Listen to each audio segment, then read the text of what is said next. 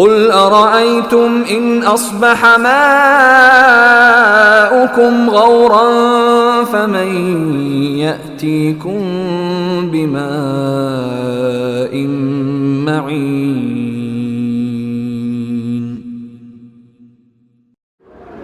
السلام عليكم ورحمة الله وبركاته. الحمد لله رب العالمين والصلاة والسلام خاتم الأنبياء والمرسلين. கண்ணியத்துக்குரிய எல்லாம் வல்ல அல்லாஹ்வின் நல்லடியார்களே, இந்த இரவு தொலைக்கு பிறகு இஸ்லாம் கூறும் குடும்பவியல் என்கின்ற தலைப்பினூடாக தொடராக பல செய்திகளை நாம் பார்த்து வருகிறோம். இஸ்லாம் ஒரு குடும்ப அமைப்பு எப்படி இருக்க வேண்டும் என்பதையும், ஒரு குடும்பத்தில் கணவனுக்கும் மனைவிக்கும் உரிய கடமைகளும் பொறுப்புகளும் என்ன என்பதையும் நமக்கு அழகாக வழிகாட்டுகிறது. அதை தாண்டி ஒரு குடும்ப அமைப்பு என்பது சிதைந்து விடாமல் மிக மகிழ்ச்சியாக எப்படி கடக்க வேண்டும் என்கிற வழிகாட்டுதலை நிறைய நமக்கு சொல்லி காட்டுகிறது. பிரதானமாக ஒரு குடும்பம் எந்த சூழலிலும் அது விரிசல் ஏற்படாமல் மகிழ்ச்சியோடு அது எப்படி கடந்து போகும் என்ற வழிகாட்டுதலை தான் நிறைய நமக்கு இஸ்லாம் சொல்கிறது. கடந்த நாட்களில் நாம் பார்க்கும்போது கூட ஒரு குடும்பத்தில் மகிழ்ச்சிக்காக நீங்கள் எப்படியெல்லாம் உங்கள் வாழ்க்கையை அமைத்து கொள்ள வேண்டும், ஒரு சந்தோஷமாக சிரித்து ஒரு தேவைப்பட்டால் ஒரு நகைச்சுவையாக கடந்து போக வேண்டும் என்கிற செய்தியெல்லாம் நாம் பார்த்தோம். அதை தாண்டி நபிகள் நாயகம் ஸல்லல்லாஹு அலைஹி வஸல்லம் சொல்கிறார்கள், ஒரு இஸ்லாத்திலே மிக கடுமையான குற்றமாக எதை சொல்கிறது என்று சொன்னால், பொய் பேசுவது என்பது ரொம்ப கடுமையான குற்றமாக இஸ்லாம் சொல்கிறது. நீங்கள் பொய் பேசுபவன் முனாஃபிக்குடைய தன்மையை பற்றி சொல்லும் போது கூட பொய் பேசினா பொய் பேசுவான், வாக்குறுதி கொடுத்தா மீறிடுவான் அப்படின்னு பொய்யை பற்றி சொல்கிறது. அதை தாண்டி பொய் தான் பெரிய பாவமாக இஸ்லாம் நமக்கு சொல்கிறது. அல்லாஹ் திருமறை குர்ஆனில் சொல்லும்போது கூட சொல்கிறான், லஹனத்தல்லாஹு அலா ஹாஃபிலூன், அதாவது பொய்யர்கள் மீது சாபம் உண்டாகட்டும் என்று அல்லாஹ் சொல்கிறான். அதாவது பொய் பேசுகிறவங்க மேலே சாபம் உண்டாகட்டும் என்று சொல்கிற அளவிற்கு பொய்யை பற்றி அல்லாஹ் திருமறை குர்ஆனில் கூட சொல்கிறான். அப்போ ரொம்ப இவ்வளவு கடுமையான ஒரு குற்றத்தை நபிகள் நாயகம் ஸல்லல்லாஹு அலைஹி வஸல்லம் அவர்கள் சில விஷயங்களுக்கு அனுமதிக்கிறார்கள். பொய் பேசிக்கோ, எந்த இடத்துலலாம் பொய் பேசிக்கலான்னு சொன்னால், போர்க்களத்தில் போர் நடக்குது அப்படின்னு சொன்னால், இப்போ இஸ்லாமிய படைக்கும் எதிரி படைக்கும் போர் நடக்குது. அந்த போர்க்களத்தில் நீங்கள் பொய் சொல்லலாம். என்ன பொய் சொல்லலாம்? நம்ம ஒரு 300 பேர் இங்கே பத்ர் போரில் 300 பேர் தான்றாங்க, ஆனால் என்ன 3000 பேர் நாங்கள் இருக்கிறோம், 3 லட்சம் பேர் இருக்கிறோம் என்று நீங்கள் பொய் சொல்லிக்கொள்ளலாம். நபிகள் நாயகம் ஸல்லல்லாஹு அலைஹி வஸல்லம் அவர்கள் இப்போ அவங்களாம் என்ன ஆயுதம் வைத்திருந்தார்கள்? கத்தி, உடஞ்ச கத்தி, துருப்பிடிச்ச கத்தி, இப்படி தான் வச்சுருந்தாங்க. வாகனம், சரியான வாகனங்கள் இல்லாமல் அப்படி தான் இருந்தது. ஆனால் நபிகள் நாயகம் ஸல்லல்லாஹு அலைஹி வஸல்லம் அவர்கள் அதை எப்படி காட்டுவாங்கன்னு சொன்னால், நிறைய வாகனங்கள் இருக்கிற மாதிரி, நிறைய ஆட்கள் இருக்கிற மாதிரி, ரொம்ப பயங்கரமான ஆயுதங்கள்லாம் இருக்கிற மாதிரி. அப்படி இன்னைய சூழலில் நான் நிறைய ஏவுகணையெல்லாம் வச்சுருக்கோம், அது 10,000 கிலோமீட்டர் 20,000 கிலோமீட்டர் வந்து தாக்கிறோம். அப்படி நீங்கள் இதில் இருந்தால் கூட, சுரங்கத்தில் இருந்தால் கூட நாங்கள் பங்கர் பாஸ்லாம் போட்டு நாங்கள் காலி பண்ணிடுவோம் அப்படின்னு ரொம்ப இன்றைக்கெல்லாம் பில்டப் கொடுத்துட்ருக்காங்களே, நாங்கள் அதை தாக்கிட்டோம், இதை தாக்கிட்டோம், அவ்வளோ இருக்குது இவ்வளோ இருக்குது என்று போர்க்களத்தில் நீங்கள் பொய் சொன்னால் அது குற்றமில்லை என்று நபிகள் நாயகம் ஸல்லல்லாஹு அலைஹி வஸல்லம் அனுமதிக்கிறார்கள். நபிகள் நாயகம் ஸல்லல்லாஹு அலைஹி வஸல்லம் எப்படியெல்லாம் சொல்லுவாங்களாம், நீங்கள் போருக்கு ரெடியாக இருங்க என்று சொல்லிடுவாங்க. சொல்லிவிட்டு நம்ம இன்றைக்கி திங்கக்கிழமை போகணும் அப்படின்னு சொல்லுவாங்க. அப்படி சொல்லிவிட்டு என்ன பண்ணுவாங்களாம், செவ்வாய்க்கிழமை கிளம்பி போவாங்களாம். அது செவ்வாய்க்கிழமை போகணுன்னு சொல்லிவிட்டு திங்கக்கிழமை போயிடுவாங்க. இப்படியெல்லாம் அதை நாங்கள் இப்படி கிழக்கமாக போகணுன்னு சொல்லி வச்சுருப்பாங்களாம். இந்த பக்கம் கிழக்க ஒரு இடத்துக்கு நம்ம போருக்கு போகிறோம் அப்படின்னு சொல்லி வச்சுருப்பாங்களாம். ஆனால் திடீர்னு பார்த்தா மேற்க போயிடுவாங்க. இப்படி போர்க்களத்துக்காக அதை வெற்றி பெறுவதற்காக எப்படி வேணாலும் பொய் சொல்லலாம் என்று இஸ்லாம் நமக்கு அனுமதிக்குது. இரண்டாவதாக என்ன சொல்லுதுன்னு சொன்னால், பாருங்கள், அதாவது எந்த இடத்துல வைக்கிது பாருங்கள். போர்க்களத்திற்கு நீங்கள் போய் சொல்லிக்கலாம். ஒரு குடும்பம் மகிழ்ச்சியாக இருக்க வேண்டும் என்பதற்காக கணவன் மனைவி இடத்திலே போய் சொல்லலாம், மனைவி கணவன் இடத்திலே போய் சொல்லலாம் என்று நமக்கு சொல்கிறாங்க. குடும்பம் மகிழ்ச்சியாக இருக்கணும், அதற்கு நீங்கள் எப்படி வேணாலும், அதாவது ஏமாத்துற வகையில் போய் சொல்லக்கூடாது. சந்தோஷத்திற்காக, மகிழ்ச்சிக்காக ஒரு விஷயத்தை சொல்லி ஏமாத்துறதுக்கு பொய் சொல்வது அது அனுமதி இல்லை. ஆனால் சந்தோஷமாக இருக்கணும். இதை பொய்யை சொன்னால் மனைவி சந்தோஷப்படுவாங்க, இந்த பொய்யை சொன்னால் கணவன் சந்தோஷப்படுவான் என்பதற்காக நீங்கள் பொய் சொல்வதற்கு அனுமதி இருக்கிறது. பொதுவாக உணவுப் பொருள் இருக்குது. வீட்டில் பெண்கள் தான் சமைக்கிறாங்க. சமைச்சாக்க சில நேரங்கள் நல்லா இருக்கலாம், சில நேரம் நல்லா போகலாம். அப்போ அந்த நல்லா இல்லைனால் கூட நீங்கள் ரொம்ப சூப்பராக இருக்குது, நம்ம ஹோட்டலில் சாப்பிட்றதெல்லாம் தோற்று போச்சு, நல்லா இருக்குது, சூப்பராக இருக்குது, இதை வேற நான் எங்கேயுமே சாப்பிட்டதில்லை அப்படின்னு நீங்கள் போய் சொல்வது வந்து குற்றம் இல்லை. அதனால் அவங்க சந்தோஷப்படுவாங்க அப்படின்னு சொன்னால், நல்லா இல்லைனால் கூட நீங்கள் நல்லா இருக்குது என்று சொல்வது குற்றம் இல்லை என்று சொல்லி நபிகள் நாயகம் ஸல்லல்லாஹு அலைஹி வஸல்லம் சொல்கிறாங்க. நம்ம இந்த அக்னி சிறகுகள்னு ஒரு புத்தகம், இந்த அப்துல் கலாம் இருக்கார்ல, அவர் எழுதிய புத்தகம், தன்னோட சுயசரிதையை அதில் எழுதியிருக்காரு. அவர் எழுதுனதில் ஒரு செய்தி என்னன்னு சொன்னால், நான் சின்ன பிள்ளையாக இருக்கிறப்ப வீட்டில் எங்கள் அம்மா வந்து சமைச்சு வைப்பாங்க. ஒரு நாள் சமைச்சிட்டு வந்தாங்க, சப்பாத்தி சுட்டுட்டு வந்தாங்க, எல்லா சப்பாத்தியும் கறி போயிடுச்சு, ஏதோ வகையில் கறிவிடுச்சு. அப்போ அவங்க கொண்டு வந்து வைக்கும் போதே வந்து கொடுக்குறாங்க. வைக்கும் போதே அப்பா இருக்கிறாரு, அப்பாவுக்கு சாப்பாடு கொண்டு வந்து வைக்கிறாங்க. வைக்கும் போது சொல்கிறாங்க, என்னை மன்னிச்சிருங்க, இன்னைக்கு சப்பாத்தியெல்லாம் கருவி போச்சு, கோச்சிக்காதீங்கன்னு சொல்லி கொண்டு வந்து வைக்கிறாங்க. அப்போ அவர் என்ன சொல்கிறாராம், எடுத்து சாப்பிட்றாரு. சாப்பிட்டு எனக்கு என்ன ஏன் நீ சொல்கிற, எனக்கு கருணை ரொட்டி தான் ரொம்ப பிடிக்கும், கொண்டு வான்னு சொல்லி அவர் கருக்கு முருகனை கடித்து சாப்பிட்றாரு.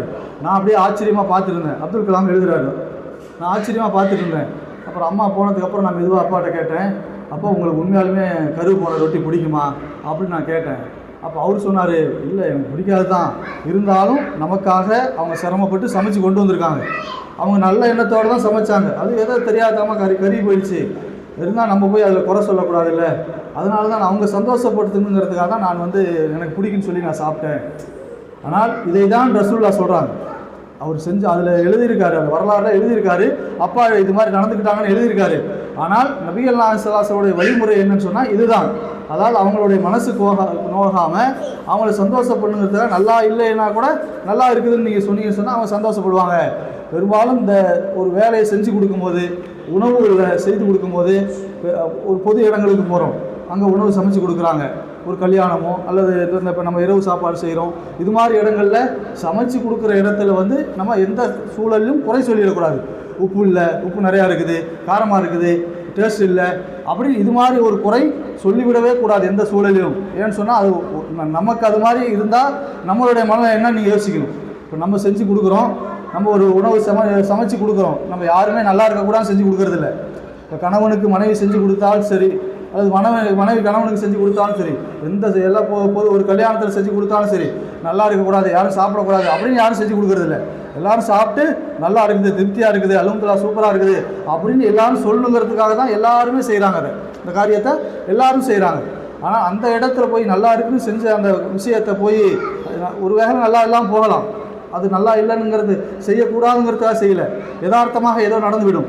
அப்படிங்கிற சூழலில் அதை நம்ம சகிச்சுக்கிட்டு நல்லது தான் சொல்லும் போதே அந்த இடத்துல நம்ம குறை சொல்லினா என்ன ஆகும், அவருடைய மனது வெறும் அளவில் புண்படும்.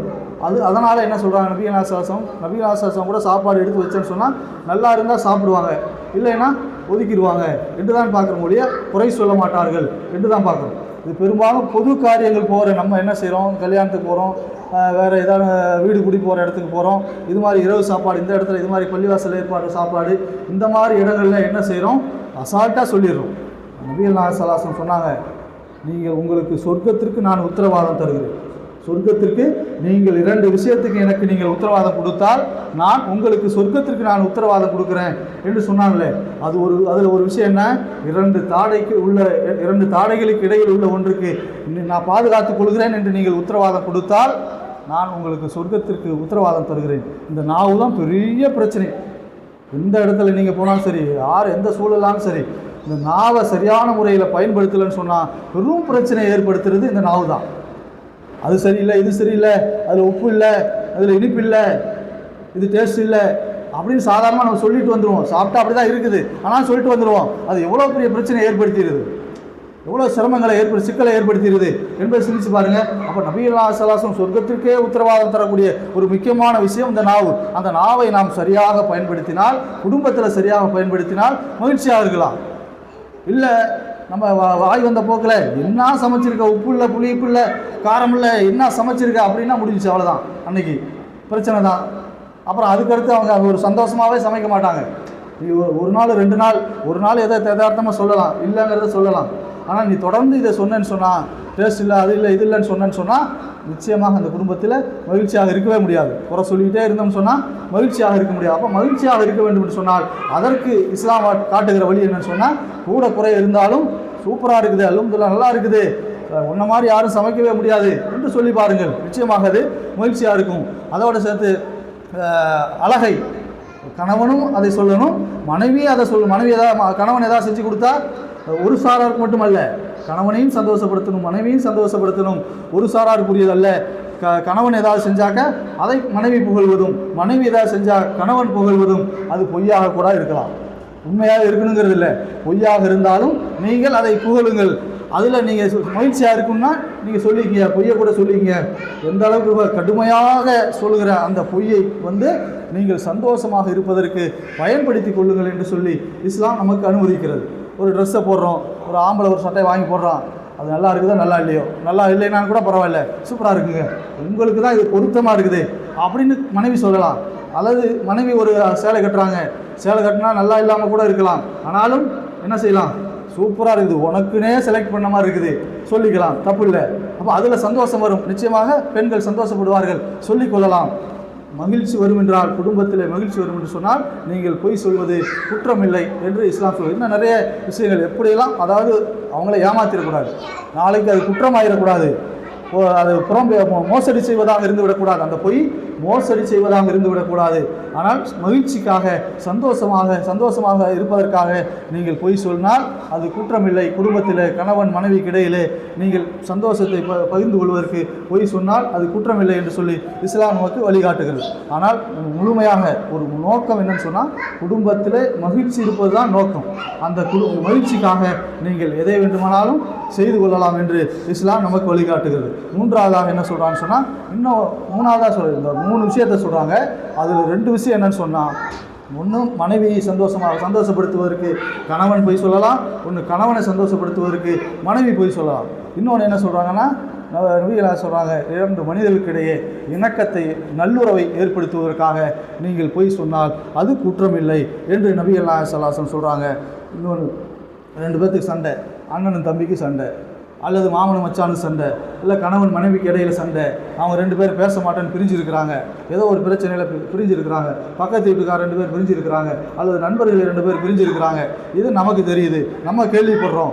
அவர்களை ஒன்றிணைப்பதற்காக நீங்கள் எந்த அளவுக்கும் பொய் சொல்வது குற்றமில்லை. நினச்சி பாருங்கள், இந்த இடத்துல நம்ம இதை செஞ்சுருக்கோமான்னு நினச்சி பாருங்கள். அண்ணன் தம்பிக்கு சண்டை, அல்லது கணவன் மனைவிக்கு இடையில் சண்டை, அவங்க 2 பேர்த்துக்கு இடையில் நல்லிணக்கத்தை ஏற்படுத்துவதற்காக நம்ம ஏதேனும் பொய்யை கூடுதல் குறையாக சொல்லி அவர்களை ஒன்றிணைத்து வைத்திருக்க நம்ம யோசிச்சிருக்கோமா? ஆனால் அதை போய் இங்கே பேசிட்டு போவோம், தம்பிக்கிட்ட பேசுவோம், அவரை பற்றி குறை சொல்லுவார், எதாவது சொன்னால் அதை அவர்கிட்ட போய் அண்ணன்கிட்ட போய் பேசுகிறப்ப நம்ம என்ன சொல்லுவோம்? அவர் உங்களை பற்றி நல்ல விதமாக சொல்கிறாரு, நீங்கள் தான் குறை சொல்லிகிட்டு இருக்கிறீங்க, அவர் உங்களை பற்றி நல்ல விதமாக நினச்சிட்டு இருக்காரு, நீங்கள் அன்றைக்கி செஞ்சதெல்லாம் நினச்சி பார்க்குறாரு, நீங்கள் 4 வருஷத்துக்கு முன்னே செஞ்ச உதவியெல்லாம் நினச்சி பார்த்து அவர் ரொம்ப வருத்தப்பட்டுட்டு தான் இருக்காரு, ஏதோ பிரச்சனை சண்டை ஆகி போச்சே நம்ம என்ன செய்கிறதுன்னு அவர் வருத்தப்படுறாரு, ஆனால் நீங்கள் தான் தப்பாக நினச்சிட்றீங்க. இப்படி நம்ம பேசியிருக்கோமா? இணக்கத்தை ஏற்படுத்துவதற்காக அவர் உங்களெல்லாம் நீங்கள் அதை அன்றைக்கி 4 வருஷத்துக்கு முன்னாடி 40 வருஷத்துக்கு முன்னாடி செஞ்சதெல்லாம் நினச்சி பார்த்து அவர் கவலைப்படுறாருங்க, நீங்கள் நிறைய உதவி செஞ்சுருக்கலாமா, அதனால் அவருக்கு அதை நினச்சி கவலைப்படுறாரு அப்படின்னு நம்ம பேசியிருக்கோமா? இல்லைன்னா அதை எரியிற நெருப்பில் பெட்ரோல் ஊற்றுற மாதிரி கொளுத்தி போட நினச்சிருக்கோமா? பெரும்பாலான மக்கள், விதிவிலக்காக 2 ஒருத்தர் இருக்கலாம், ஆனால் பெரும்பாலான மக்கள் என்ன, ஒரு 2 பேர்த்துக்கு இடையில பிரச்சனைன்னு சொன்னால் அந்த பிரச்சனையை பெருசாக்குவதற்கும் விரிசலை அதிகமாக்குவதற்கும் தான் பெரும்பாலான மக்கள் பேசியிருக்கிறார்கள் ஒழிய அந்த விரிசலை ஒட்டுவதற்கு, இணக்கத்தை ஏற்படுத்துவதற்கு அது இஸ்லாமே அனுமதிக்கிற பொய், எவ்வளோ பொய் வேணாலும் பேசு, ஆனால் 2 பேர்த்துக்கு மத்தியில் இணக்கத்தை ஏற்படுத்திடு, ஒன்று சேர்த்து வச்சிரு, அவங்கள மகிழ்ச்சியாக வச்சிரு அப்படின்னு நமக்கு அனுமதி கொடுக்குதே, அதை நாம் நடைமுறைப்படுத்தியிருக்கிறோமா, செஞ்சுருக்கிறோமா, அதற்காக இந்த பொய்யை பயன்படுத்தியிருக்கிறோமா என்று சிந்திச்சு பார்க்கணும். ஆனால் பெரும்பாலான மக்கள் 100க்கு 99% மக்கள் என்ன செய்கிறான்னு சொன்னால், 2 பேர்த்துக்கு இடையில பிரச்சனைனா அங்கே போய் கேட்க வேண்டியது. அப்போ கேட்ட இந்த பிரச்சனை எல்லாம் சொல்லுவானா, இவன் 2 பிரச்சனை சொன்னால் 4 பிரச்சனை அங்கே கொண்டு போய் சொல்லிடுறது, 5 10 சொல்லிடுறது. இப்படி தான் பிரச்சனை ஆக்கி அவன் நிரந்தரமாக பேச முடியாமல் ஆக்கி விட்டுருவோமோ ஒழிய, நம்ம அந்த பக்கம் போகாமல் இருந்தால் கூட அவன் 1 வாரம் 10 நாளில் சரியாகி 2 பேர் ஒன்றா இருப்பான். ஆனால் நம்ம போய் கேட்டு விஷயத்தை கேட்டு செய்தியை கேட்டு இந்த செய்தியை போய் நான் அவன் சொன்ன செய்தி நல்லா அப்போ உண்மையாகவே சொல்லியிருப்பான், என் தம்பி இப்படியெல்லாம் செஞ்சுவிட்டான் அப்படிலாம் செஞ்சுட்டான்னு சொல்லியிருப்பான். அதை நம்ம மறைச்சி தானே சொல்லியிருக்கணும் அங்கே போய். ஆனால் அவன் சொன்னதை அப்படியே போய் கூட சொல்லிட்டோம். அப்படியே அவன் சொன்னது பூரா 100% கொண்டு போய் அப்படியே சொல்லியிருந்தா கூட பிரச்சனை தானே, அவன் ஒன்றும் சேர முடியாது. அந்த அடிப்படை கூட தெரியாமல் அப்படியே கொண்டு போய் சொல்லிட்டா கூட அது கூட குற்றம் தானே. தம்பியை பற்றி அண்ணனை பற்றி குறை சொல்லியிருப்பார், அந்த குறையை அப்படியே போய் சொல்லாமல் அதையாவது மறைச்சி, குறைஞ்சபட்சம் அதை மறைச்சாது இருக்கலாம்ல. அப்படி இல்லாமல் பெருசாக்கி விட்டு அதை கூடுதல் குறையாக சொல்லி பெருசாக்கி விட்டு விரிசலை தான் அதிகமாக்குறோம். ஆனால் இஸ்லாம் நமக்கு அழகாக இதை சொல்லுகிறது. கணவன் மனைவிக்கு இடையில் பிரச்சனைனா அதை சரி பண்ணுவதற்கு நீங்கள் பொய் சொல்லலாம். அல்லது 2 நண்பர்கள், உறவினர்கள், அண்ணன் தம்பி இவர்களுக்கு இடையில் பிரச்சனைன்னு சொன்னால் அவர்களை ஒன்றிணைப்பதற்கு நீங்கள் பொய் சொன்னால் குற்றமில்லை. அல்லாஹ் நபிகள் ஸல்லல்லாஹு அலைஹி வஸல்லம் சொல்கிறாங்க, லைஸ கத்தாப் அல்லது சில பைனன்னாஸ், நீங்கள் மக்கள் மத்தியிலே நீங்கள் ஒன்றிணைப்பதற்காக நீங்கள் பொய் சொன்னால் நீங்கள் பொய்யல் இல்லை என்று நமக்கு நபிகள் ஸல்லல்லாஹு அலைஹி வஸல்லம் சொல்கிறார்கள். இஸ்லாம் நமக்கு அனுமதி கொடுக்கிறது. எனவே மகிழ்ச்சிக்காக, ஒன்றிணைவதற்காக, குடும்பம் சந்தோஷமாக போவதற்காக நீங்கள் பொய் சொன்னால் நீங்கள் பொய்யன் இல்லை என்று சொல்கிறது. எனவே இவ்வளோ விஷயத்தை, ஒரு குடும்பத்தில் எவ்வளோ விஷயத்தை கவனித்து ஒரு குடும்பம் அழகாக செல்வதற்காக, அந்த குடும்ப கட்டமைப்பு உடையாமல் செல்வதற்காக, மகிழ்ச்சியாக செல்வதற்காக இஸ்லாம் நிறைய வழிகாட்டுதலை நமக்கு சொல்கிறது. இதை தெரிந்து அதை நடைமுறைப்படுத்தக்கூடிய நன்மக்களாக, நமது குடும்பத்தை மகிழ்ச்சியாக வைத்துக் கொள்ளக்கூடிய நன்மக்களாக இறைவன் உங்களையும் ஆக்கிய பிரார்த்தனையோடு என்னுடைய